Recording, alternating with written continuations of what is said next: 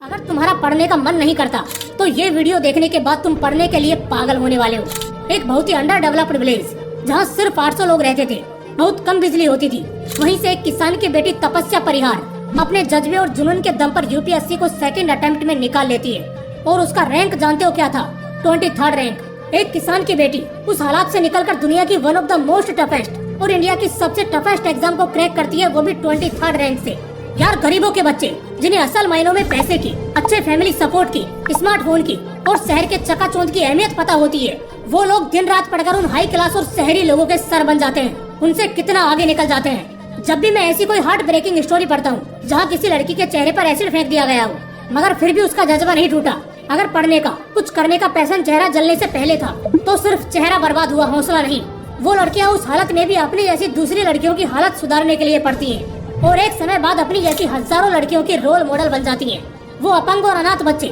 जिनके पास कम से कम 100 गुना ज्यादा बहाने हैं तुम्हारे मुकाबले सिर्फ ना पढ़ने के, वो चाहे तो 100 बहाने ऐसे बना सकते हैं जिससे उन्हें कोई कोस भी नहीं सकता पढ़ने को, और जो जायज भी है, लेकिन फिर भी वो अपनी मजबूरी को अपने बहाने का कवच नहीं बनाते, बल्कि उस मजबूरी से मजबूती तक का सफर तय करते हैं। कितनी रातें थककर वो लड़का सो जाता है जो कल को पूरा जिला संभालेगा। किताबें आज खिड़की के उन कोनों में पड़ी रोती रहती हैं, तुमसे बातें करना चाहती हैं, लेकिन तुम पूरा दिन उस फोन में घुसे रहते हो जिसका अंजाम आगे कितना दर्दनाक होगा इसका तुम्हें बहुत अच्छे से अंदाजा नहीं होगा। पढ़ाई को बोझ की तरह देखने वालों, असल सच्चाई ये है कि ये कोई बोझ नहीं बल्कि जिंदगी का बोझ कम करने वाली वो तोप है जिसकी कीमत तुम्हें तब पता चलेगी जब जिंदगी का बोझ लेकर मौत तक का सफर तय करोगे। किताबों की दुनिया बहुत खूबसूरत होती है, यहाँ कोई धोखा नहीं देता, बर्बादी नहीं होती, दिखावा नहीं होता, बदनामी नहीं होती, बल्कि ज्ञान होता है, समझदारी होती है, भविष्य बदलने वाला चमत्कार होता है और अंधकार से निकलने का खूबसूरत रास्ता होता है। कई लोग ध्यान देंगे कि हाँ ये सब बोलने में क्या है, बोलने को कोई भी बोल देगा, तो गौर से सुनो।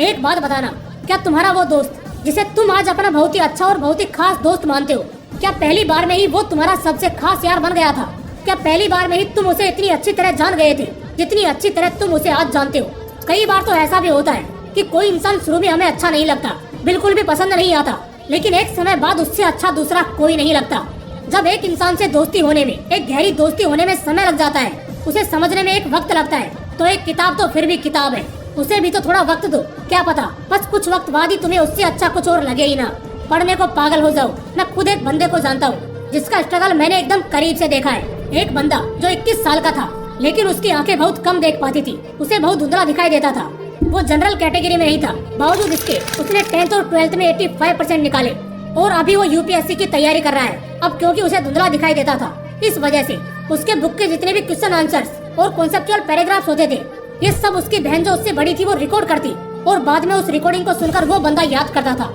किसी शांत जगह पर वो जाता, जैसे एक गणपति मंदिर था बगल में ही, वो बड़ी शांत जगह थी, वो लड़का वहाँ जाकर उस रिकॉर्डिंग को सुनता था और ऐसे करके उसने अपना फर्स्ट एग्जाम क्लियर किया और भगवान की दुआ से बेशक वो बहुत जल्द अपने इस मेहनत के दम पर लाखों लोगों से आगे निकल जाएगा और बन जाएगा एक IAS। बड़ी बात ये नहीं है कि इनकी अचीवमेंट्स इतनी सारी हैं, लेकिन कोई इंसान जो फिजिकली और कई बार तो मेंटली भी चैलेंज होता है, मगर बावजूद इसके वो सपने कैसे देख लेता है, उन सपनों को पूरा करने के लिए इतनी कड़ी मेहनत कैसे कर लेता है। दोस्त, इस पढ़ाई ने बहुत से बिखरे रिश्तों को बचाया है, उजड़े घरों को दोबारा सजाया है, माँ बाप के खून पसीने को बचाया है और हमेशा ही दिल लगाकर पढ़ने वालों को खूब कामयाब बनाया है, और इसे जिसने ठुकराया है वो उम्र भर पछताया है। मौका है दोस्तों, अभी पढ़ लो, वरना आगे इसकी कीमत समझ आएगी।